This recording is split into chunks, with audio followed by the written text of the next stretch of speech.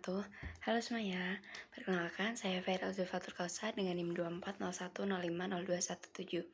Jadi video ini dibuat guna memenuhi tugas mata kuliah konsep dasar IPA yang diampu oleh Ibu Dr. Barokah Isdarianti SPD MPD. Jadi teman-teman, dalam video ini kita akan pelajari tentang reproduksi atau perkembangbiakan pada hewan. Dan di sini akan dibahas tentang reproduksi aseksual pada hewan, kemudian reproduksi seksual pada hewan, siklus hidup hewan, dan juga teknologi reproduksi pada hewan. Jadi teman-teman, secara umum reproduksi pada hewan itu dibedakan menjadi dua, yaitu yang pertama ada reproduksi vegetatif atau aseksual dan juga reproduksi generatif atau seksual. Yang pertama, reproduksi aseksual pada hewan. Jadi hewan itu juga dapat melakukan reproduksi aseksual seperti halnya tumbuhan, yaitu dengan menggunakan bagian tubuhnya, teman-teman. Yang pertama ada membentuk tunas. Jadi hewan tertentu dapat membentuk tunas untuk menghasilkan keturunan. Contoh hewan yang melakukan reproduksi dengan cara membentuk tunas itu antara lain ada hidra, porifera, dan juga coelenterata. Kemudian yang kedua ada fragmentasi. Jadi fragmentasi merupakan pematahan atau pemotongan tubuh induk menjadi dua bagian atau lebih. Selanjutnya terjadi tahap regenerasi, yaitu setiap potongan tubuh induk tadi membentuk bagian tubuh yang lain yang tidak ada pada bagian tubuh tersebut. Pada akhirnya setiap potongan-potongan tubuh itu akan membentuk individu baru dengan bagian tubuh yang lengkap seperti induknya. Nah, hewan yang melakukan fragmentasi ini contohnya planaria. Kemudian yang ketiga ada partenogenesis. Jadi partenogenesis ini berasal dari bahasa Yunani, yaitu parthenos yang berarti virgin atau perawan, dan juga genesis yang berarti pembuatan. Jadi teman-teman, partenogenesis ini merupakan pertumbuhan dan juga perkembangan embrio atau biji tanpa dibuahi oleh pejantan. Nah, hewan yang bisa melakukan reproduksi jenis partenogenesis ini tuh ada lebah, semut, kemudian kutu daun, dan juga kutu air. Kemudian yang kedua, reproduksi seksual pada hewan. Jadi sebagian besar hewan itu melakukan reproduksi secara seksual. Reproduksi seksual terjadi melalui proses perkawinan antara hewan jantan dengan hewan betina. Melalui proses ini akan terjadi proses fertilisasi, yaitu proses peleburan inti sel sperma dan juga inti sel telur. Proses fertilisasi ini akan menghasilkan zigot. Selanjutnya zigot akan berkembang menjadi embrio atau calon anak. Dan pada tahap selanjutnya, embrio ini akan berkembang menjadi individu baru. Nah, reproduksi seksual pada hewan ini akan menghasilkan telur dan juga anak. Tapi ada pula hewan yang bertelur dan juga beranak.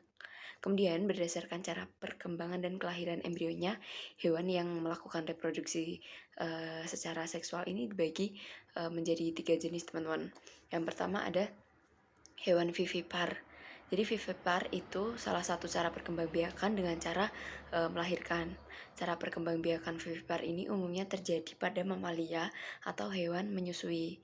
Ciri-ciri hewan vivipar ini antara lain memiliki kelenjar susu, kemudian memiliki daun telinga, dan juga memiliki rambut sebagai penutup tubuh hewan, serta individu baru itu dikeluarkan atau dilahirkan dari tubuh induknya.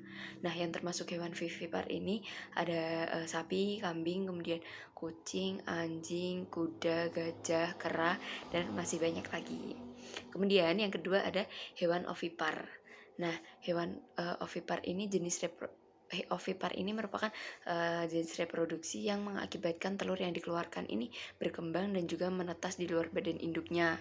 Ciri-ciri hewan yang berkembang biak dengan cara ovipar ini tidak memiliki daun telinga, kemudian tidak menyusui anaknya karena tidak punya kelenjar susu, ya teman-teman. Nah, contoh hewan yang melakukan perkembangbiakan dengan cara ovipar ini salah satunya hewan ayam seperti unggas gitu, teman-teman. Jadi ada ayam, burung, kemudian ada ikan dan juga penyu, dan masih banyak lagi. Dan yang ketiga ada hewan ovovivipar. Jadi ovovivipar ini salah satu cara perkembangbiakan hewan dengan cara bertelur dan juga melahirkan. Jadi embrio berkembang di dalam telur dan telur ini tetap berada di dalam tubuh induknya sampai telur ini menetas, teman-teman. Nah, contoh binatang yang berkembang biak dengan cara ovovivipar ini ada ikan hiu, kemudian ikan pari, buaya, dan juga ada beberapa jenis ular. Kemudian teman-teman, ada siklus hidup hewan. Jadi hewan ini juga mengalami siklus hidup seperti pada manusia dan juga tumbuhan. Siklus hidup hewan merupakan rangkaian proses tahapan hidup yang dilalui oleh hewan, mulai dari telur, kemudian menetas atau dilahirkan, masa remaja, dewasa, dan sampai menghasilkan sel kelamin yang siap dibuahi, kemudian menghasilkan keturunan kembali. Dalam siklus hidupnya, hewan ini akan mengalami perubahan bentuk tubuh yang disebut sebagai metamorfosis. Jadi metamorfosis ini juga dibedakan menjadi dua, yaitu ada metamorfosis sempurna dan juga metamorfosis tidak sempurna. Yang pertama, metamorfosis sempurna atau holometabola merupakan proses pertumbuhan yang terjadi dengan adanya perubahan bentuk ketika muda hingga akhirnya hewan tersebut menjadi dewasa. Pada holometabola ini terjadi masa transisi, yaitu perubahan bentuk hewan mulai dari larva hingga tumbuh menjadi kepompong atau hewan dewasa. Pada metamorfosis sempurna, hewan mengalami 4 tahap, yaitu yang pertama ada telur, kemudian menjadi larva, pupa, dan yang terakhir imago atau hewan dewasa. Nah, hewan yang mengalami metamorfosis sempurna ini teman-teman ada kupu-kupu, kemudian katak, lalat, dan juga nyamuk. Dan yang kedua ada metamorfosis tidak sempurna atau hemimetabola. Ini merupakan proses pertumbuhan atau perkembangan pada hewan dengan hanya organ tertentu saja yang terjadi perubahan fisiologis. Fase metamorfosis tidak sempurna ini dimulai dari telur, kemudian nimfa, dan juga yang terakhir imago atau hewan dewasa. Contohnya teman-teman hewan yang melakukan metamorfosis tidak sempurna ini ada kecoa dan juga belalang. Yang terakhir teman-teman ada teknologi reproduksi pada hewan. Nah, teknologi reproduksi ini merupakan proses memperbanyak jumlah individu menggunakan alat-alat tertentu untuk mendapat keturunan atau individu baru dengan cepat. Salah satu contoh teknologi reproduksi pada hewan ini seperti inseminasi buatan atau kawin suntik. Jadi inseminasi buatan atau kawin suntik ini merupakan cara untuk memasukkan sperma hewan jantan ke dalam organ reproduksi betina dengan menggunakan alat tertentu. Manfaat dari inseminasi buatan ini antara lain untuk efisiensi waktu, kemudian efisiensi biaya, dan juga memperbaiki kualitas keturunan.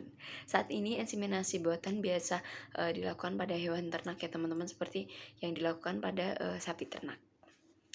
Oke, baik. Terima kasih banyak atas perhatiannya. Mohon maaf apabila banyak kekurangan dalam penyampaian materi kali ini. Terima kasih. Wassalamualaikum warahmatullahi wabarakatuh. Dadah.